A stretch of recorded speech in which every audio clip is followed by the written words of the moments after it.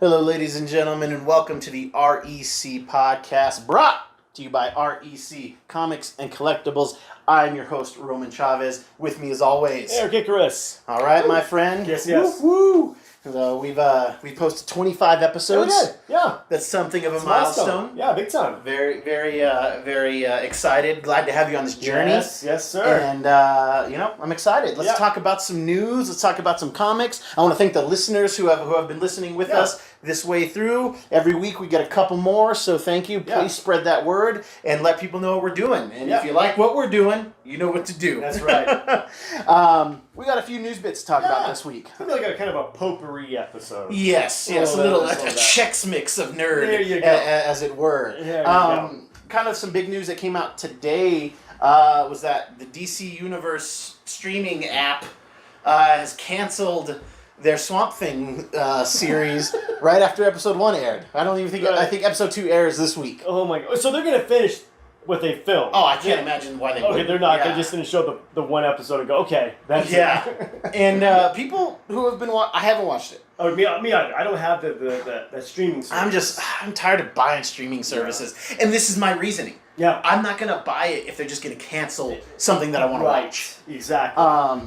But initially there were issues with it because DC Warner Brothers had ordered 13 episodes, and then while they were filming, they were 2 episodes in, something like that, and then they're like, oh, we need it to be 10 episodes. Jeez. So they had already cut it off at its knees. Yeah. And then it hasn't even finished, and they're already done. So how many people are even going to finish the series? Yeah. I don't know. I don't know a single person who's watching it in our nerd group. I don't know anybody who's even watching anything on the DC streaming service. I'm not either. I hear the Teen Titans thing is okay, but I didn't like any of the trailers I saw. Right, me either. The Doom Patrol, I hear things. Yeah. And then that Harley Quinn animated thing is supposed to happen. I don't know if it's still going to happen. The rumor in the bushes is that they might be gearing up to do a different streaming service down the road. Like they kind of jumped ahead, and then they realized that there was a different way to do it. Okay. But for all intents and purposes, this Swamp Thing TV show is no more. It's done. Yeah, they're going to do their 10 episodes and then not bring it up. I just feel like that this streaming service really bogged down Swamp Thing. God. Hashtag drain the swamp. Man. It is... I don't understand it. I don't get it either. It doesn't make sense. Literally, we just had a 3rd season of Jessica Jones trailer premiere. I guess that's going to be it for the Netflix thing, though. Yes. So. But, I mean, we knew that was coming. People are still going to watch it because they're going to want to see how Jessica Jones ends. For sure. I'll be watching it. I'll be watching it, too. Sure. But it just seems so weird to... You don't get a lot of bites at the apple for Swamp Thing. No. There are people who are Swamp Thing fans. And they're fanatics. But it's so minuscule. Yeah. You could say, you can go into a room of 100 people and say the word Swamp Thing and nobody will know what you're talking about. Most people think it's the guy from Con Air. Yeah. Oh, Jesus. Yeah. The one and only. So, it's just terrible for the fans. Yeah. I was going to watch it down the road, but like I said, I need to give it a couple of... Oh, yeah. There's a good way to do Swamp Thing. Visually stunning. Yeah. There was a weird cartoon in the 90s. Yeah. Oh, yeah. I still remember the theme song. Yeah. It was Wild Thing. Yeah, but with Swamp Thing. Yeah, it was terrible. It was pretty awful. I had a couple of toys. Yeah, oh yeah. Still do. Oh yeah. And House of Secrets, 90, whatever, I can't even remember his first appearance. That thing has always got good heat to it. People always want that book. Oh yeah.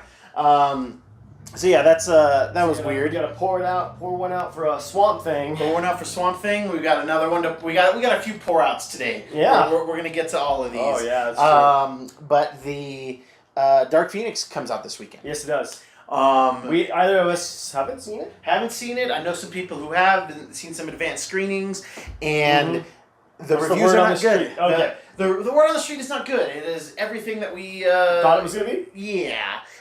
Yahoo had an interesting headline, basically saying that it was a $200 million waste of time.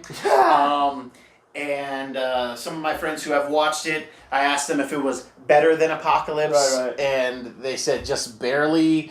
And that the end fight scene is amazing, but the tomato meters are low on it. The fan scores are low on it, and basically they're saying the movie just doesn't need to happen. I was thinking the same thing years ago. I was like, we don't need this. After Apocalypse, I'm like, we need to stop. Yeah. This X-Men universe needs to either sell to Disney or just take 5 years off and just start over. Yeah. But I could have called. I think we called this, and it's been on a pretty steady decline since First Class. Yeah. I mean, it was First Class, and then Days of Future. I loved which were great. Cast. Yeah, those two were great. Mm-hmm. And then we get Logan. Yeah. And we're like, wow, they might have something here. They're here. figuring out X-Men, guys. Right? And then we get Apocalypse. Yeah, and Apocalypse was just all kinds of whack. I enjoyed a lot of that movie, but it's not that good. Right. Yeah, it's exactly. It's better for me than any of the original trilogy. Sure. I like it more than the original trilogy. But yeah, I mean, some of the casting was amazing. I loved Olivia Munn as Psylocke. Yeah. I mean, visually. They didn't give her much to say. Yeah, she could have been excellent in that role, and I hope she gets another bite at that apple. Definitely. That's my phrase for the night, bite at the apple. Bite the apple. I hope she gets another chance, although her her costume was very, I guess for the time period, because it was the 70s? Yeah, or was the 80s, yeah. It was I don't know, it looked like a very 80s or 70s swimsuit. It did not look that good on her. But she looked cool as the character. For sure. But yeah, everything about this movie is not coming up, things are not coming up Millhouse. Right? No, not at all. And all we can do is say thanks to the nerd gods that Marvel finally has acquired the X franchise, and we will be hopefully in the next few years getting some really decent X-Men movies. Hopefully, man, and I think that they will. We've talked about that at nauseum. Another rumor out there that kind of dropped this week was that Fantastic Four from the MCU they're kind of targeting a 2022 release date for that, which is cool. So I don't know if that falls in line with those 8 movies that we discussed prior, that they had released, right? Or if it's this is a 9th movie and it's going to be Fantastic Four. There we go. Right. It is nothing but rumor mill right now. We'll come back at you guys with some more once we get some more. Once it gets more solid, and even with some casting, we got to start thinking about who we want. Oh yeah, who we want for these people. It's funny we bringing up X-Men. There's a article I read, and it's from one of these executives that works at the Marvel Studios, and she's pretty upset with the she calls the X-Men name outdated. How so? Well, her name is Victoria Alonso, and she's the executive vice president of production for Marvel. She does all the Marvel movies. Okay. So not just MCU, but X-Men. Okay. Yeah, everything. The Sony Spider-Man. She's been on she's done every Marvel movie. She's been on board basically. Okay. And this is a quote from her saying, and she says, "I don't know where the future's," or she's talking about where the X-Men are going to fit into the MCU. She's like, "I don't know where the future's going." Da da da da da.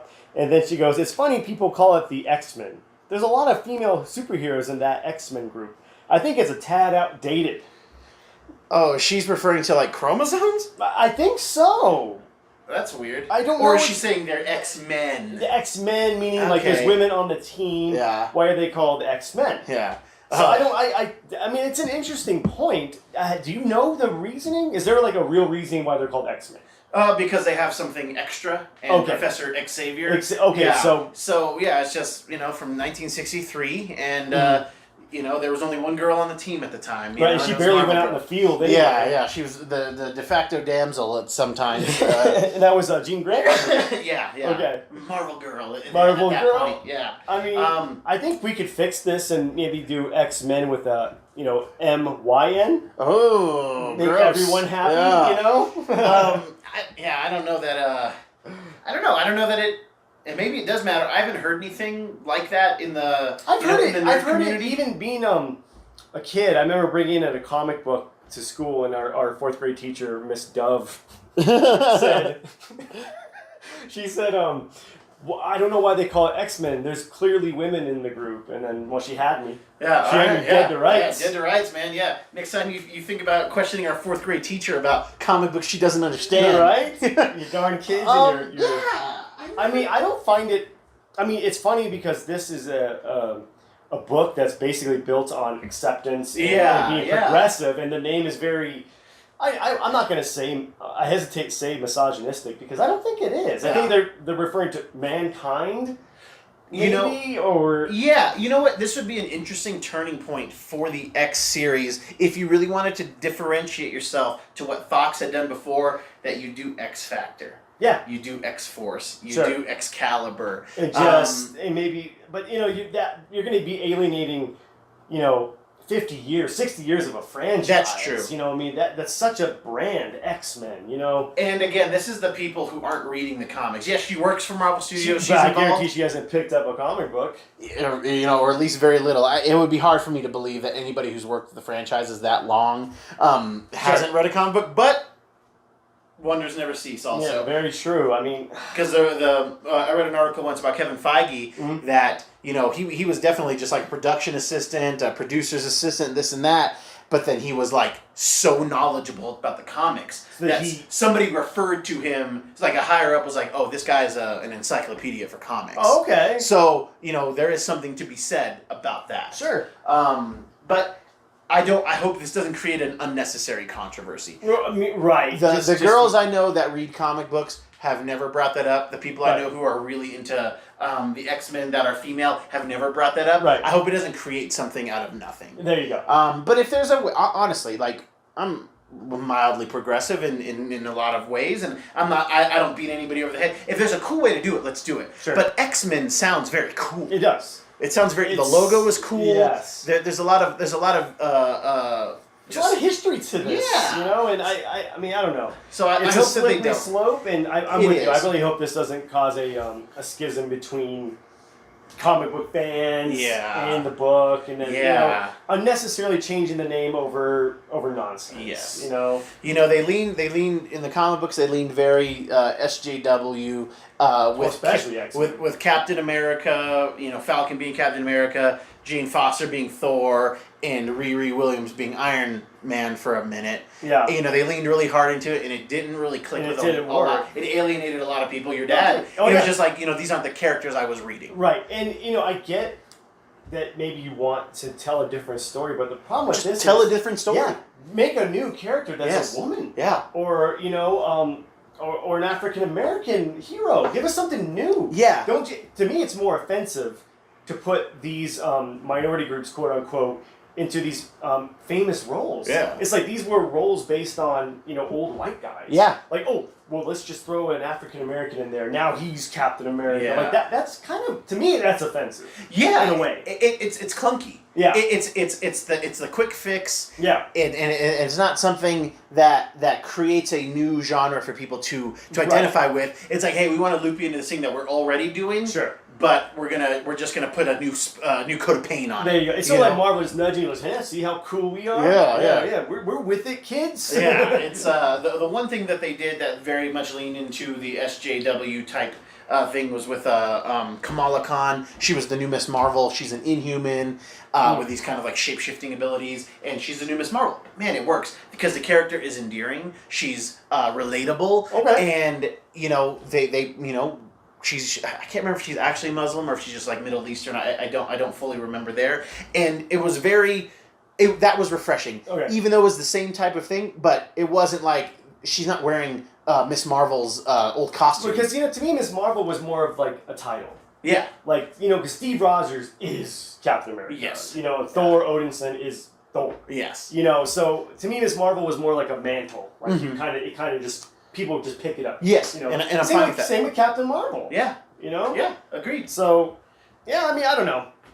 It's hopefully we're not starting anything either. I'm all for being inclusive and everything, but this is an iconic name, and I don't think it alienates anybody. No. And there's even been teams full of X-Men that were all women that were very interesting. Wasn't there a point in the 90s when it was 90% women on the team? Dude, so many women on there. Like, but even in the last 10 years, there was a team that Cyclops put together that Kitty ran, and it was all females. And he went, and then in one issue, he sends them to the Middle East to help them with an issue they're having. She's Jewish. She even makes mention of that. She's Jewish, and these women save. Like it looks like I can't remember the leader of Iran, but it looks like that guy. Gaddafi? No, that's Libya. Okay, yeah. But yeah, it was super funny. It was quite the jab, but it was you can have a whole team of Sure. But if we're gonna be diverse, let's have a good team of men and women. Yeah. That I never like it when the pendulum swings. Sure. If it swings too far left, too far right, like then